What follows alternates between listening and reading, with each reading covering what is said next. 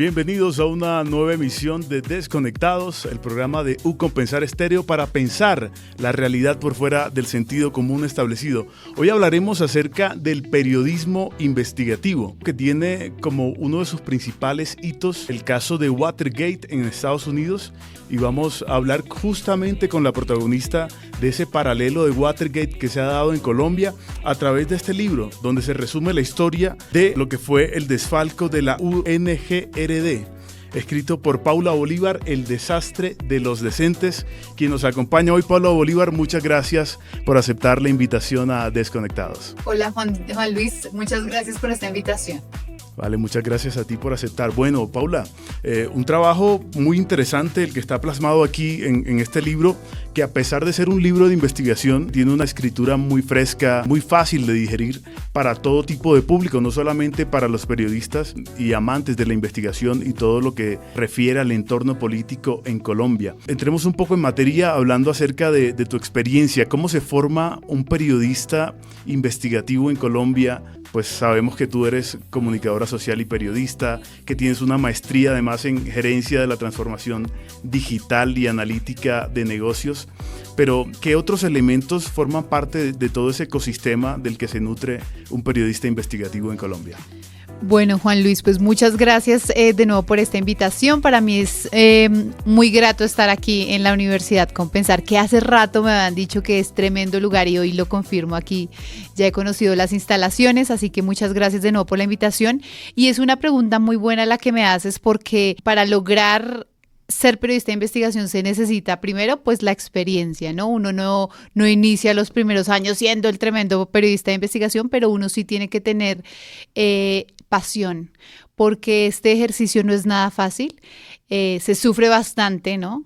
El oficio de estar destapando lo que los poderosos quieren que tú no destapes es demasiado difícil.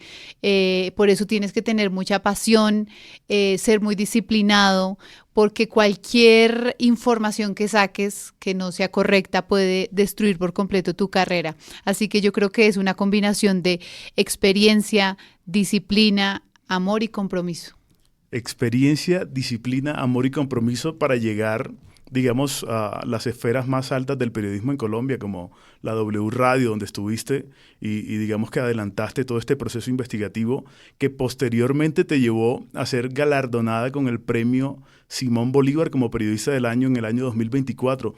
Cuéntanos un poco acerca de esa experiencia y qué representó para ti y digamos para toda esa pasión que le imprimes a tu trabajo, el hecho de conseguir un galardón que es quizá el más importante para el periodismo en Colombia. Pues es un reconocimiento que uno realmente agradece porque, como lo decía, es demasiado difícil a lo que nos tenemos que enfrentar los periodistas acá en Colombia. Entonces, que reconozcan el trabajo que uno hizo sin ningún interés de absolutamente nada, sino de destapar la verdad, se siente muy bien. Es como un reconocimiento a decir, el trabajo que usted hizo como periodista funcionó, le aportó a este país, así que claro que se siente muy bien, pero hay que dejar algo claro, y es que las personas siempre dicen, no, pero ¿cómo te llegó esta investigación? O sí, siempre creen que es fácil y en los momentos de gloria todo el mundo está, pero uno nunca hace los trabajos para ganar premios. Esta denuncia que yo hice de la ONG empezó con una simple denuncia de un ciudadano. Y eso es a lo que yo invito siempre a reflexionar a los periodistas, y es que nosotros no podemos ser la noticia tiene que ser el ciudadano, los hechos. Entonces sí se siente muy bien recibir un premio, un reconocimiento que le da a uno como ese sentido de, bueno, voy a seguir luchando en esto a pesar de que sea difícil, voy a seguir diciendo la verdad a pesar de que eso tenga unas consecuencias, pero vuelvo y digo, es importante hacer el trabajo no por los premios, porque si no, no tiene sentido. Pero representa también, digamos, un reconocimiento importante el hecho de alcanzar el premio, por más de que ese no sea la finalidad digamos, del ejercicio periodístico, ¿cierto? Claro, porque cuando a uno le dicen, usted es elegida por un jurado de primera en los premios Simón Bolívar, que es el máximo galardón del periodismo que tiene Colombia, es muy importante, y más para mí que soy mujer y soy joven. que destaquen que mi trabajo fue el mejor y no solo me den el premio a la mejor investigación, sino a la mejor periodista de ese año, tiene un valor muy grande. Y es que, primero, que las mujeres en el periodismo también estamos abriendo caminos y estamos logrando cosas, y que el esfuerzo que hicimos valió completamente la pena, y que ese jurado vio más allá, y que uno sí puede hacer un trabajo serio, cuidadoso, sin protagonismos, y que sea un trabajo galardonado. Así que sí, claro, la felicidad todavía la tengo. Y aunque está más que claro, porque ya vamos a entrar un poco en detalle con respecto a lo que es el contenido del libro y lo que fue esa investigación que te otorgó el primer premio que obtuviste dentro de los galardones Simón Bolívar, pero se ratifica luego en 2025 con un nuevo galardón, otra investigación también, digamos, a todo el tema del laberinto a nivel financiero de la salud. Cuéntanos un poco cómo llegó o cómo recibiste, ¿sí? ¿Qué generó, qué sensación diferente entre el primero y el segundo te generó este premio por la segunda investigación? Juan Luis, están difíciles las preguntas, debo confesar. Bueno, la sensación fue muy distinta, tienes toda la razón, porque claro, el primero era como, wow, ¿qué es esto tan maravilloso? Fue muy, muy feliz, pero en este segundo, pues yo no me lo esperaba en absoluto, porque me costó mucho ese trabajo. Yo creo que incluso más que el de la ONGRD. Fue muy difícil cada una de las salidas, hubo muchas presiones. Fue un tema difícil, pesado, cargado de mucho, ahí sí como lo dicen, de mucha oscuridad, ¿no? Cargado de muchas cosas negativas. Entonces cada vez que salíamos al aire eso se armaba una locura. Entonces fue muy difícil y yo realmente no lo esperaba. Así que sí me cogió, pero súper de sorpresa.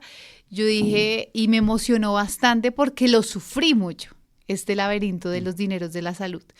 Entonces, cuando me llega la noticia, claro, me puse a llorar porque dije, wow, valió la pena tanto esfuerzo. Cuando dices que vale la pena, digamos que logro percibir un poco toda esa angustia que tuviste que vivir, y sobre todo, digamos, en los tiempos en los que nos encontramos, donde se pone mucho en tela de juicio el verdadero valor del periodismo, ¿no? Hoy en día, como existe la posibilidad a través de las redes sociales de que cualquier persona genere información, opine, digamos que ha quedado un poco segregado ese rol que tenía el periodismo como cuarto poder. Y justamente siento que periodistas como tú y trabajos como los que has realizado, de alguna manera reivindican el valor del periodismo como el cuarto poder en la democracia y en Colombia. Quiero aprovechar, digamos, esta antesala para preguntar ¿cómo consideras que el periodismo puede seguir manteniendo esa vigencia que ha tenido a lo largo de muchas décadas en la historia de la humanidad? Bueno, uno siempre ahora, como tú lo dices, cualquiera puede ser periodista, ¿no? Entonces cualquiera puede tener una cámara, un micrófono, una red social, pero a la final, Juan Luis, nosotros los periodistas de verdad somos los que ponemos la cara y ponemos el pecho, y si nos demandan por algo que sacamos, nosotros tenemos que ir a los estrados judiciales. Esto no es un chiste, esto no es una bodega, es un ser humano que tiene nombre y apellido y que tiene que ir a responder por lo que dijo. Esa es la diferencia entre de pronto el trabajo que hacemos nosotros o el trabajo que hace un influencer. Esa es la gran diferencia. Yo lo que digo, de eso me tengo que hacer cargo y por eso tengo que responder. Eso por un lado. Y otra cosa importante, y es que la gente confía en uno, en el periodista. La gente, mucha información de la que me llegó de la ONGRD me llegó por ciudadanos del común, o ciudadanos que de pronto también estaban en las entidades públicas, y si yo defraudaba su confianza, pues perdían el trabajo, perdían absolutamente todo. Entonces son esas dos cosas, yo pongo nombre y apellido, yo no soy ningún ser anónimo. Aquí tú me estás viendo de frente, yo soy la misma que hablo, que responde por mis palabras, pero también soy esa periodista en la que el ciudadano encuentra a alguien confiable justamente por eso, porque sabe quién soy, no estoy haciendo proselitismo, nunca político. He mantenido esa línea de soy periodista, he denunciado en todos los gobiernos y en todos los gobiernos a uno lo tildan de, ¿sí? De oposición, eso siempre suele suceder. Entonces, la forma de mantener el periodismo es haciendo el periodismo de antes. ¿Qué es hacer el periodismo de antes? No dejárselo todas las redes sociales, sentarse con el ciudadano que le tiene a uno una denuncia, que le quiere contar algo, hacer reportería, no podemos dejar todo para WhatsApp. Esa es la forma como se combate la desinformación y todos estos personajes que quieren o fingen hacer periodismo de una forma irresponsable. Porque hay gente, influencers, que hacen una buena labor, pero hay otros que fingen ser periodistas y lo que hacen es dividir al país y politizarlo más, porque a la final es más fácil politizar un país que unirlo, que crear ideas. Entonces algunos pues se aprovechan de ese tipo de cosas que enganchan para tener seguidores y likes. Con respecto a lo que mencionas, Paula, pues digamos que queda expuesta que hay una línea ética muy bien forjada en ti y eso me da también para catalogarte de una manera con todo el respeto y todo el cariño y la admiración por el trabajo que has realizado como la Mujer Maravilla del periodismo en Colombia. ¿Y por qué la Mujer Maravilla? Porque los superhéroes siempre defienden a los ciudadanos vulnerables de esas personas que se encargan de hacer daño. Y digamos que tu investigación, la investigación de este libro, El desastre de los decentes, terminó con la captura, destitución y captura de muchos funcionarios de las más altas esferas del gobierno nacional. Olmedo López, exdirector de la Unidad de Gestión de Riesgo. Schneider Pinilla, que era el exsubdirector. Iván Name, presidente del Senado de la República. Andrés Calle, expresidente de la Cámara de Representantes. Luis Eduardo López, que era un famoso contratista del gobierno nacional. Pedro Andrés Rodríguez, ex asesor también de la Unidad de Gestión de Riesgo. Luis Carlos Barreto, exdirector también de la Unidad de Gestión de Riesgo. Carlos Ramón González, exdirector de Inteligencia del gobierno nacional. Edgar Riveros, abogado que también estuvo involucrado por temas de sobornos. Y en diciembre pasado cayeron, digamos que dos personajes del más alto nivel, dos exministros, el de Hacienda, Ricardo Bonilla, y Luis Fernando Velasco, exministro del Interior, que genera, digamos, a nivel de la percepción de seguridad personal, el hecho de haber, digamos, generado la captura y destitución de personas con tanto poder a nivel político e incluso económico también en Colombia.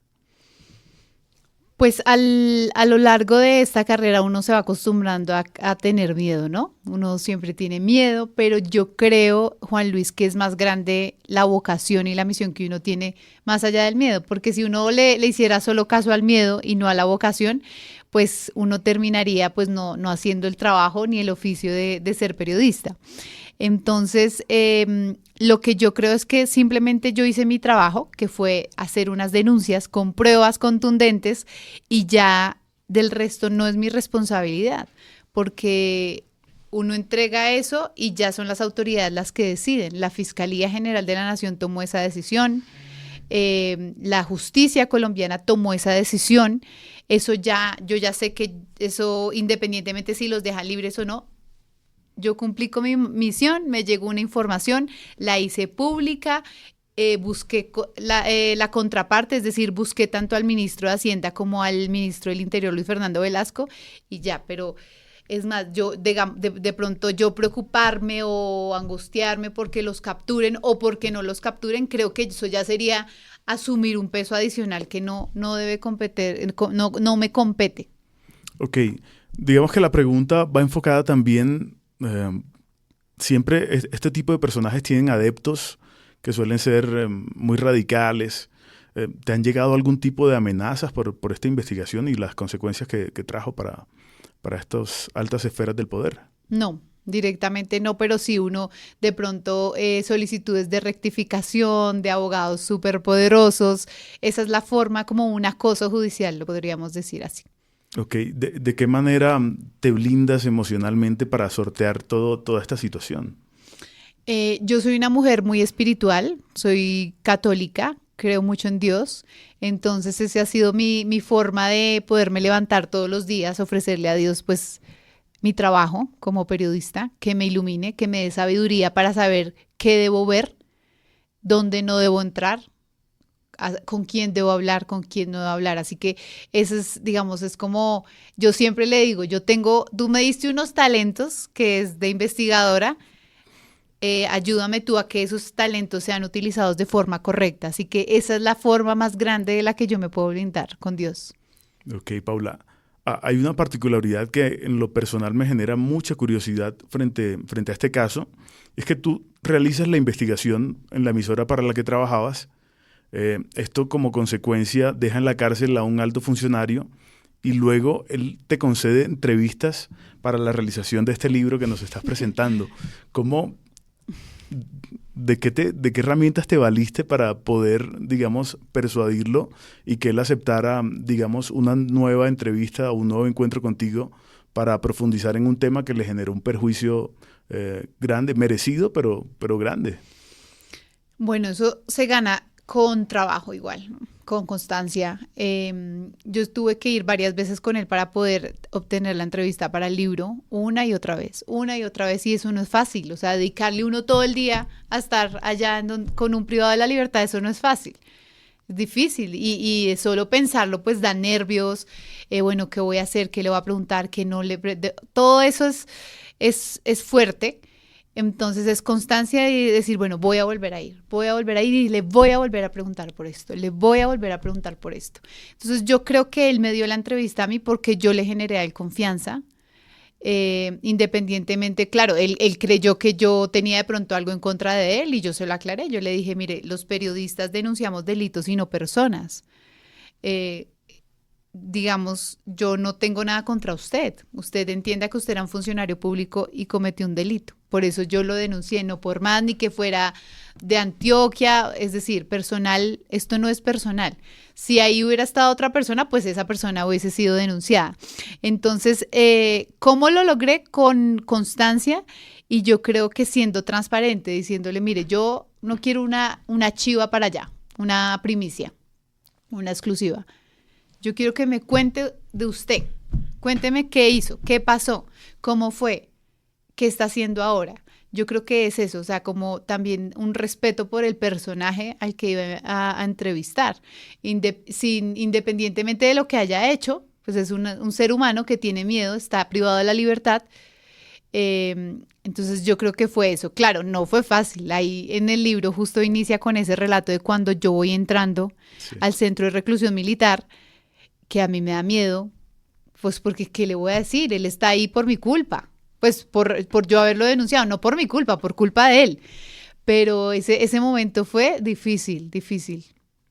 Ok, y bueno, ya entrando un poco en materia o más en materia de lo que nos podemos encontrar en el libro, ¿cuántos capítulos, digamos, nuevos detalles de la investigación que se realizó podemos encontrar en este libro? Pues mira, el libro tiene 4 puntos principales, diría yo. Entonces, el primero es la radiografía, es decir, lo que está detrás de cómo llegué a esta investigación. ¿Quién me llama? ¿Quién es la primera persona que me dice, oiga, hay unos carrotanques, hay unos camiones abandonados en La Guajira?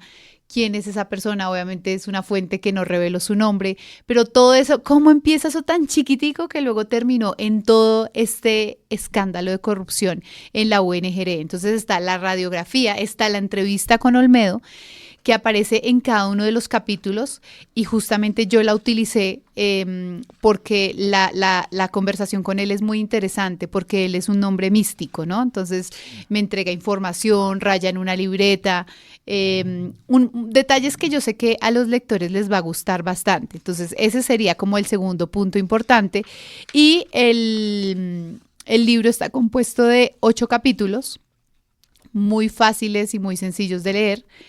Entonces está la investigación, la entrevista con Olmedo. Olmedo aparece hablando en todos los capítulos. Entonces entra Olmedo, entro con la investigación, luego en el otro capítulo entra Olmedo hablando de ese segundo capítulo y así vamos llevando como esa conversación que es muy, muy interesante. Otro punto que para mí es fundamental que los oyentes se lo lleven y es el tema del oficio del corrupto. Eso es un análisis que hice con un profesor de la universidad externado, un economista que se llama Óscar Alfonso, en donde analizamos ¿cómo es el corrupto? ¿Cómo identificar a un corrupto? ¿La corrupción se hereda? ¿El oficio del corrupto se hereda?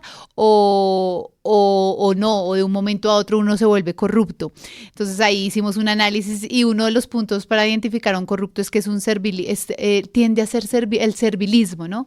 ¿Qué hay que hacer? ¿Qué hay para hacer hoy? ¿Qué hay para dañar hoy? Así literal. Entonces ese análisis del oficio del corrupto también es muy chévere porque nos permite como colombianos entender a esos personajes que durante años pues se han robado los recursos públicos. Y el último punto, para mí el más importante que tiene este libro, es que los colombianos entiendan que la corrupción sí mata y no lo hace con un arma en la cabeza, lo hace con sobrecostos en contratos, en carrotanques, lo hace con ollas comunitarias vacías y con jagüeyes que nunca se construyeron.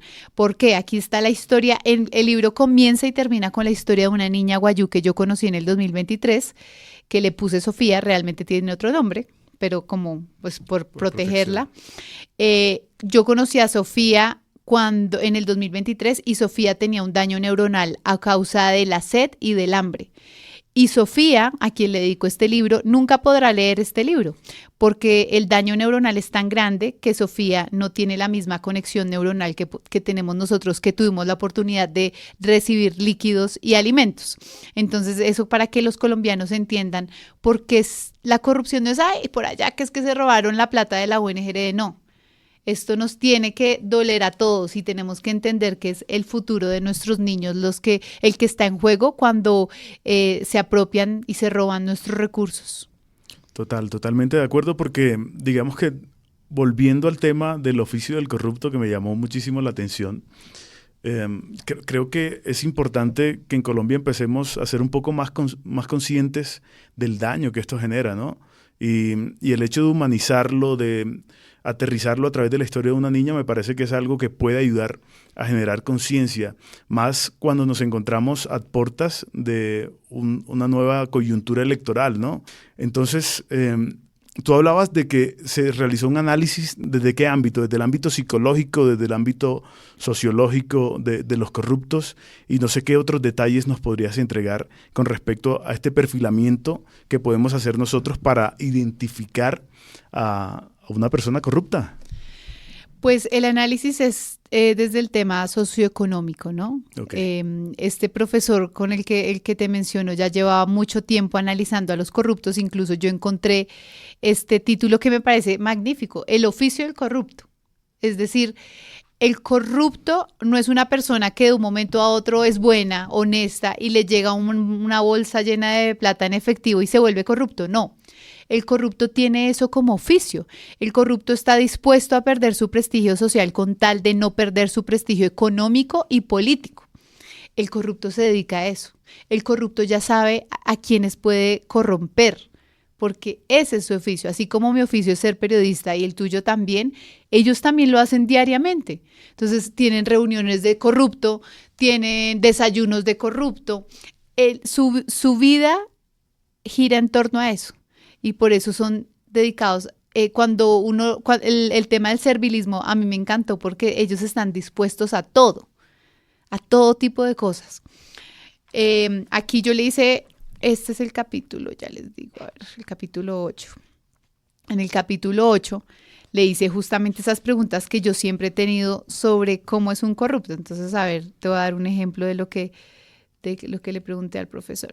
Entonces, ¿cuál es el perfil de un corrupto? Le digo. Y él dice, a riesgo de incurrir en una excesiva simplificación, los rasgos distintivos de su personalidad son la propensión al servilismo, la fragilidad de sus valores cívicos, el desprecio por las reglas y la soberbia. Son rasgos que comparten los corruptos con independencia del lugar que ocupan en las escalas jerárquicas del sistema. Yo le puse, ¿dónde adquiere su formación un corrupto? ¿Va a la universidad? ¿Dónde adquiere esa educación? ¿Cómo ¿cómo llega a convertirse en un profesional del delito? Y él me dice, el corrupto aprende las rutinas propias de su oficio en ambientes públicos jerarquizados en los que las funciones inherentes al cargo lo sitúan en proximidad a ámbitos de decisión claves. A su vez, son copados por individuos con aspiraciones en materia de enriquecimiento rápido, reproducción política y conocimiento público. Y así vamos teniendo una charla supremamente interesante. Muy interesante este punto, digamos, del análisis del oficio del corrupto. Paula, vamos a un pequeño corte y enseguida regresamos con la sección del ping pong para hacer unas preguntas con respecto a lo que es el periodismo investigativo y también ir ambientando un poco lo que se viene en materia electoral en Colombia. Gracias. Continuamos en este episodio de Desconectados con Paula Bolívar, la escritora del Desastre de los Decentes, una investigación muy interesante que derivó en, digamos, consecuencias muy importantes para lo que es la gestión de control político al poder desde el ámbito democrático, desde el ámbito periodístico. Bueno, Paula, vamos a una sección ahora que se llama el ping pong. Ping pong. Respuestas rápidas. En Desconectados. Ping Pong. con Paula Bolívar. Paula, cuéntanos, ¿dónde se aprende el verdadero periodismo? ¿En la universidad o en la calle? En la calle. ¿Qué es más rentable para el mercado laboral de un periodista? ¿La investigación larga o la noticia corta? La noticia corta. ¿Cuál es el medio que permite desarrollar mejores historias? ¿La radio o la prensa escrita? La prensa escrita. ¿Cómo lidiar el cuidado del rigor en una era donde la velocidad lo es todo? Con la verdad y con Sí. las buenas historias. ¿Qué es más significativo para el ejercicio periodístico?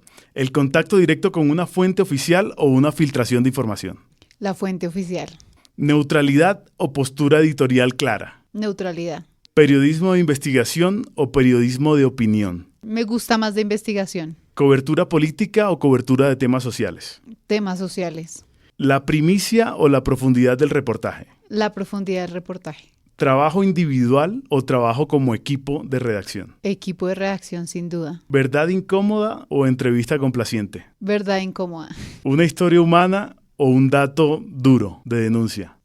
Los dos, no puedo elegir, los dos son muy buenos. ¿Y pueden convivir esos dos? Sí, no, los dos son maravillosos. Y pasamos ahora al ping pong con respecto a la coyuntura política que vive Colombia de cara a las elecciones presidenciales. ¿Quién representa un liderazgo más fuerte? ¿Abelardo de la Espriella o Iván Cepeda? Ninguno de los dos. ¿Quién tiene más experiencia administrativa de acuerdo a sus carreras políticas? ¿Claudia López o Aníbal Gaviria? Claudia López. ¿Quién tiene un perfil más técnico entre Juan Daniel Oviedo y Mauricio Cárdenas? Uy, muy difícil, pero creo que Mauricio Cárdenas. ¿Quién tiene mayor experiencia lidiando temas internacionales? ¿Luis Gilberto Murillo o Juan Carlos Pinzón? Y es que ellos dos ambos son duros en eso, pero yo creo que Pinzón. Ahora vamos con las propuestas Eso femeninas yo iba a decir, bueno, ¿y de las mujeres de dónde cara a las están? presidenciales. ¿Quién conecta más con la opinión pública? ¿La colega Vicky Dávila o Paloma Valencia? Paloma. ¿Quién representa mejor el centro político? ¿Sergio Fajardo o Juan Manuel Galán? Fajardo. ¿Y quién tiene un discurso más confrontativo? ¿Abelardo de la Espriella o Paloma Valencia? Abelardo, totalmente. Esto era el ping pong con Paula Bolívar. Paula, muchas gracias por haber aceptado la invitación a Desconectados. Creo que se nos quedan muchas preguntas en el tintero, pero bueno, sabes que en medio siempre el tiempo apremia, pero agradecemos mucho tu presencia, tu tiempo para hablar y que las personas que escuchan Desconectados puedan conocer un poco acerca de este libro, El Desastre de los Decentes, y de tu carrera periodística, que en verdad es un ejemplo a seguir para quienes hacemos esta profesión. No, a ti, Juan Luis, muchas gracias, además con semejante nombre, ¿no? Gracias por invitarme a esta universidad y a este programa de Desconectados tan tremendo. Gracias. Muchas gracias, Paula, y muchas gracias a ustedes que se conectan a través de las distintas plataformas de Ucompensar Estéreo y el YouTube de Desconectados. Nos vemos en una próxima emisión.